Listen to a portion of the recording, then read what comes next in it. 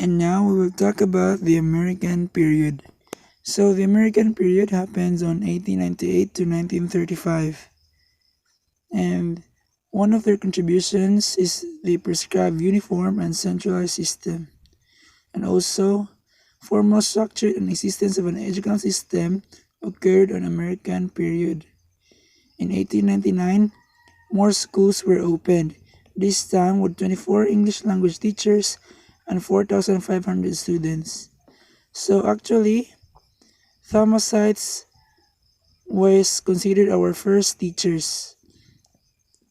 So in Act number 74, a highly centralized experimental public school system was installed in 1901 by the Philippine Commission. Between 1901 and 1902, Philippine Commission authorized the Secretary of Public Instruction to bring more than 1,000 teachers from the United States, who were called the Thomasites, to the Philippines. These teachers were scattered throughout the islands, established barangay schools. The same law established the Philippine Normal School, now called as the Philippine Normal University, to train aspiring Filipino teachers. The high school system was supported by provincial governments and included special educational institutions, School of Arts and Trades, an agricultural school, and commerce and marine institutes, which were established in 1902 by the Philippine Commission. Okay, so just a trivia. Thomasites were actually volunteer soldiers. Okay, and part of their mission is to build classrooms in everywhere they are assigned. Okay, and they were called Thomasites because the ship they used when they were sailing from the US to the Philippines was called USS Thomas ship. So that's why they were called Thomasites. And Silman University is the first American institution of higher learning to be founded in Asia during the American period. Okay, and in Act number 372 authorized the opening of provincial high schools. Act number 1870 initiated the opening of the University of the Philippines, now the National University Attainment. Act number 1381, also known as Gabaldon Law, was passed in 1907, which provided a fund of ₱1,000,000 for construction of concrete school buildings, Philippinization policy of the government, okay, the reorganization. So it happened first on the American period where government fund or government supports the education. So up until now, government allows or gives budget to the DepEd so that students can have some access or at the same time equipment while learning. And in Act of 1916 provided that all department secretaries except the Secretary of Public Instruction must be a natural born Filipino. So anyone who sits on the table must be a natural born Filipino, and it is passed on the Act of 1916. So on the American period, age 7 is required to register in schools located at their hometown. So just like what we have experienced, we enroll in a school that is near to us. Okay, and for example, I live in Magaway, so that's why I enrolled in Magaway Elementary School. So we enrolled in a school where it is near to us, but not necessarily near, but where you are available or where do you want to go. And also, during American period, there also elementary was divided into two, the primary years and the intermediate years. So there were 4 years during primary from kinder to grade 3, the intermediate years from grade 4 to grade 6, 4 years in high school, at the same time college. So again, not like the during Spanish colonization, the Spanish period. During American period, religion is not part of the curriculum. Okay, so there are also times if you excel in your class, you will be sent to US. So that's why it was called scholars or pensionado. So one of the scholars that were sent to US during American period was Jose Abad Santos. Okay, so there were also issues during the American period. So there is a man, I don't know the name, I happened to search it. He called it he described the children in 1920 as handicapped because not only they were trying to learn new concept in foreign language, but they were also forced to do so from the point of view in a different culture. So in the statistics, 82% of the students did not go beyond grade 4 during American period because of an English-based educational system. Okay, and now we will go into the Japanese period.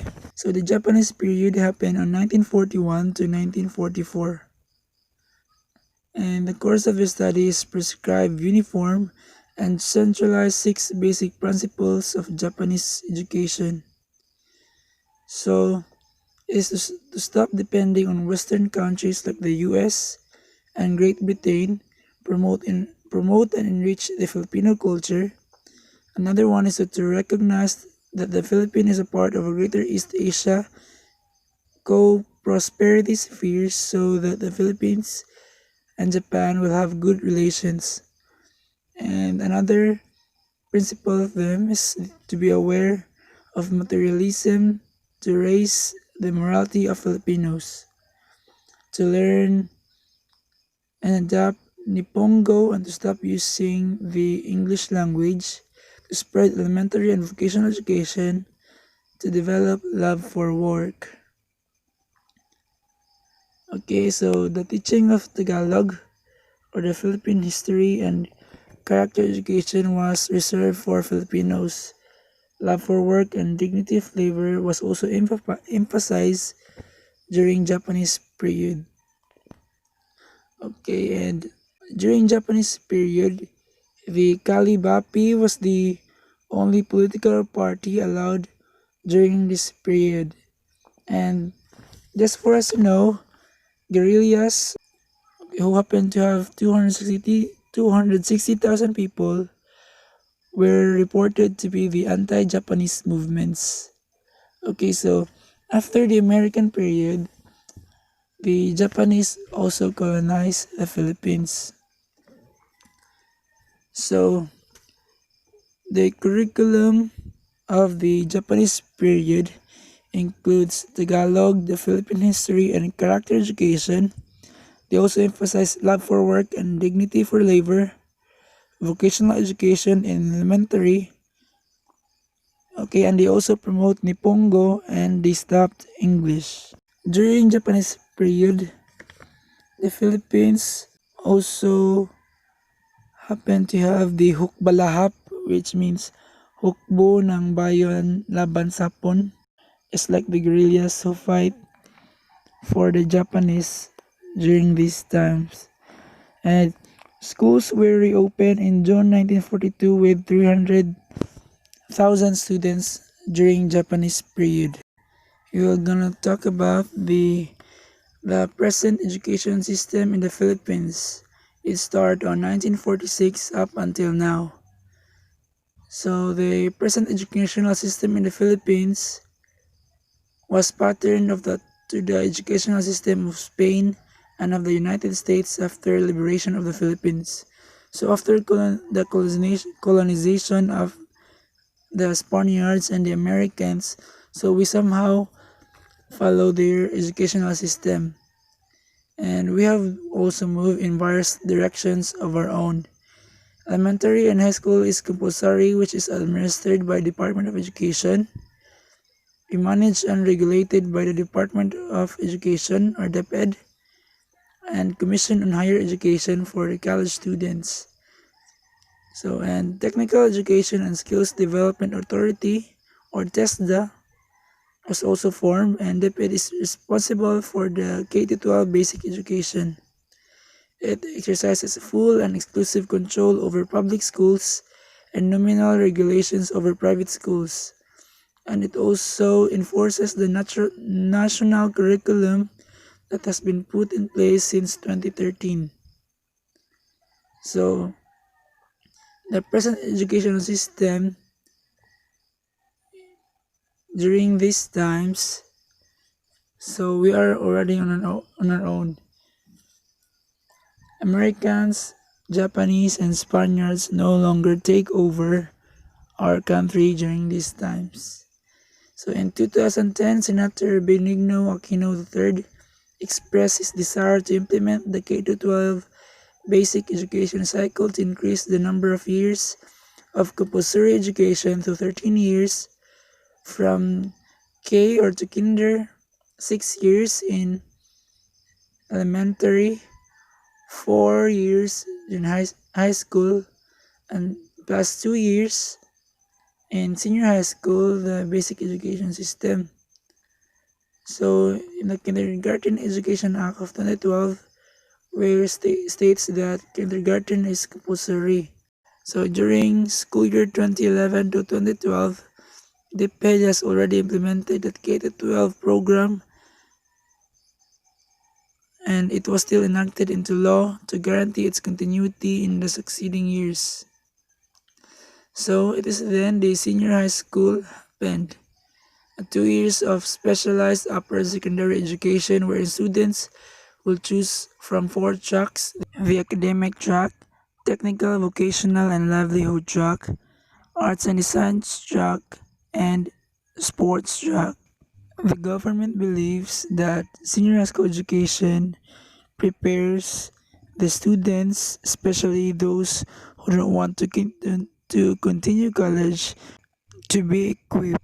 And for those who want to continue college, they will be equipped with some of the prior learnings on their chosen courses. So I guess you have already learned the history of education, and I guess we're all set, and that would be all. Thank you.